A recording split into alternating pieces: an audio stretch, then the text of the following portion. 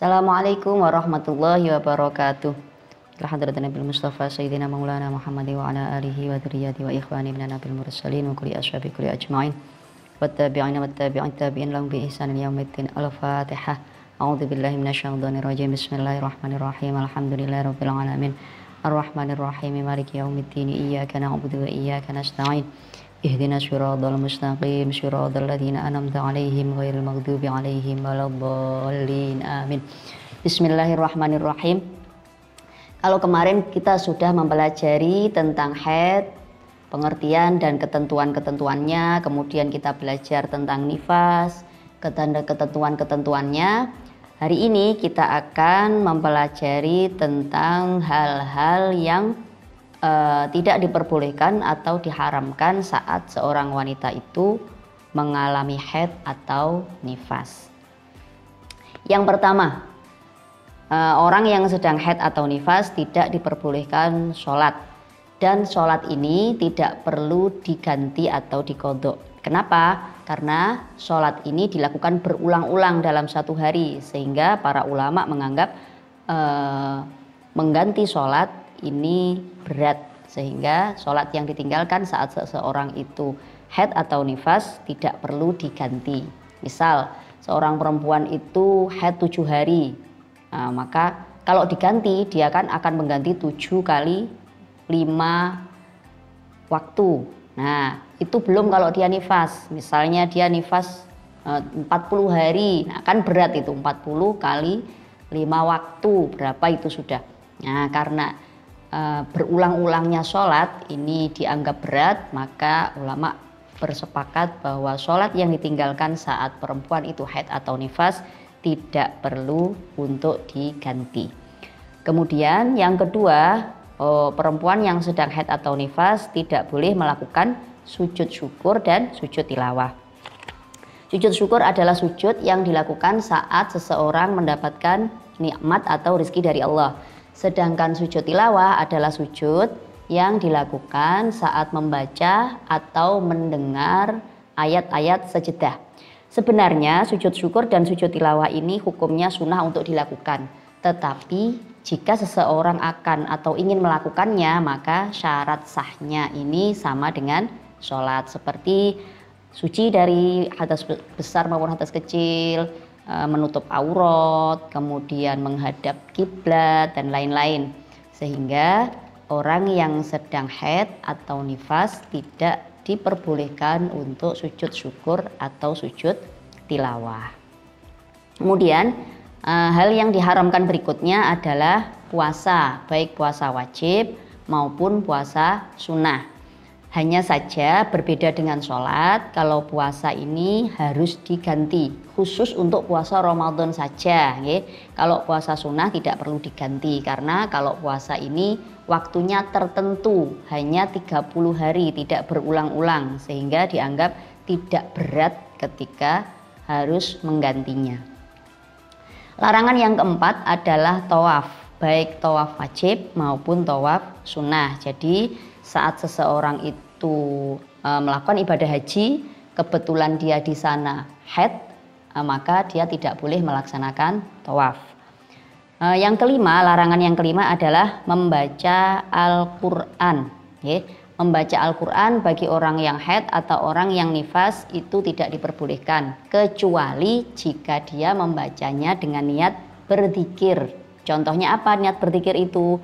Misal dia mau melakukan sesuatu, kemudian dia membaca Bismillah. Bismillah ini kan ayat Al-Quran, tapi boleh dibaca karena dia tidak punya niat untuk membaca Al-Quran. Seperti misalnya ada seorang perempuan yang menghafal Quran atau dia hafidhoh, saat dia haid atau nifas boleh dia membaca Al-Quran dengan niat untuk menjaga hafalannya agar tidak hilang. Ini boleh. Jadi jika dia itu tidak punya niat apa-apa saat membacanya atau diniati untuk zikir, maka membaca Al-Quran boleh bagi orang yang haid atau nifas. Misal dia sedang mengajar anak-anak, kemudian dia membacakan kalimat atau ayat Al-Quran sedikit di depan anak-anak. Nah, itu boleh dilakukan asal dia tidak punya niat membaca Al-Quran secara khusus. Yang selanjutnya, tidak boleh menyentuh dan membawa mushaf. Mushaf ini lebih luas cakupannya daripada Al-Quran. Jadi orang haid atau nifas itu tidak hanya tidak boleh menyentuh Al-Quran, tetapi tidak boleh menyentuh mushaf. Mushaf itu apa? Mushaf itu adalah segala sesuatu yang ditulisi ayat Al-Quran dengan niat menulis ayat Al-Quran. Contoh, seperti papan tulis seperti ini. Kemudian nanti ditulisi lafaz Bismillahirrahmanirrahim. Yang menulis itu berniat untuk menulis lafaz Al-Quran di situ, di papan tulis tersebut. Maka nanti papan tulis ini menjadi mushaf. Sehingga papan tulis itu tidak boleh dipegang atau disentuh oleh orang yang berhadas kecil maupun berhadas besar. Nah, jadi kita hati-hati kalau mau menulis ayat Al-Quran di papan tulis atau di kertas atau di buku, kita harus hati-hati. Kalau menulis saja, tidak perlu kita punya niat menulis ayat Al-Quran, karena nanti kertas atau buku atau papan tulis ini akan menjadi mushaf, sehingga akan menyulitkan bagi orang yang sedang berhadas kecil maupun berhadas besar. Nah, selain itu, menyentuh dan membawa Al-Quran ini diperbolehkan asalkan bersamaan dengan benda-benda yang lain. Misal seperti buku ini, ada di meja ini ada buku banyak, Al-Qurannya ada di paling atas. Lalu seorang yang haid ini membawa buku ini boleh dengan niat membawa bukunya, tidak niat membawa Al-Qurannya. Atau mungkin Al-Quran ini berada di dalam tas atau bersamaan dengan benda-benda yang lain. Nah, perempuan yang haid ini membawa tas tersebut atau membawa benda-benda yang bersamaan dengan Al-Quran tadi, maka ini juga diperbolehkan dengan niat tidak membawa Al-Quran tapi membawa benda-benda yang lain tadi. Lalu diperbolehkan lagi kalau memang dalam keadaan darurat untuk menyelamatkan Al-Quran. Misal dia sedang berjalan, kemudian dia melihat Al-Qurannya jatuh, atau dia melihat ada lembaran yang bertuliskan Al-Quran itu berceceran di lantai. Nah, dalam keadaan seperti ini maka dia boleh, walaupun dia tidak punya wudhu misalnya, atau dia dalam keadaan haid atau nifas, dia boleh mengambil untuk menyelamatkan Al-Quran atau menyelamatkan kertas yang bertuliskan ayat Al-Quran ini agar tidak terinjak atau tidak berserakan kemana-mana, maka boleh. Yang selanjutnya, orang yang haid atau nifas itu tidak diperbolehkan lewat atau berdiam diri di dalam masjid. Lewat di dalam masjid, di dalam masjid itu yang bagian dalamnya, ya. Jadi kalau di serambi atau di halamannya masih diperbolehkan.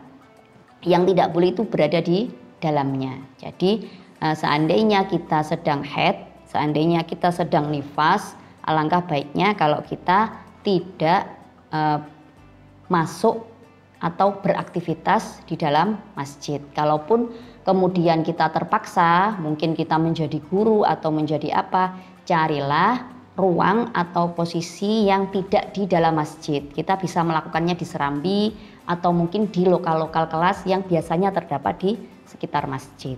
Kenapa? Karena masjid itu adalah rumahnya Allah, sehingga kita tidak diperbolehkan atau diharamkan untuk mengotorinya. Nah, dikhawatirkan kalau orang yang haid itu berada di dalam masjid, nanti darahnya akan menetes sehingga mengotori masjid. Nah, itulah mengapa orang yang haid atau nifas tidak diperbolehkan berada di dalam masjid. Yang selanjutnya, orang yang haid tidak boleh dicerai. Jadi kalau mau mencerai istrinya ditunggu nanti kalau sudah suci. Kenapa? Karena kalau dicerai dalam posisi dia sedang haid akan memperpanjang masa iddahnya. Dan siapa tahu nanti kalau sudah suci selesai haidnya tidak jadi dicerai. Nah, niku. Kemudian yang terakhir, orang yang sedang haid itu atau nifas tidak boleh berhubungan badan atau tidak boleh melakukan hubungan suami istri. Siapa yang melakukan hubungan suami istri dengan sengaja waktu haid maka harus membayar denda atau kafarot. Selain berhubungan suami istri itu diperbolehkan, misalnya mencium, memeluk, membelai itu masih boleh. Yang tidak boleh itu kalau sampai melakukan penetrasi atau masuknya hasyafah ke dalam farjinya perempuan, itu yang tidak boleh. Kalau selainnya itu masih diperbolehkan. Demikian tadi beberapa hal yang diharamkan atau tidak diperbolehkan saat seorang wanita sedang haid atau nifas. Kurang lebihnya mohon maaf. Assalamualaikum warahmatullahi wabarakatuh.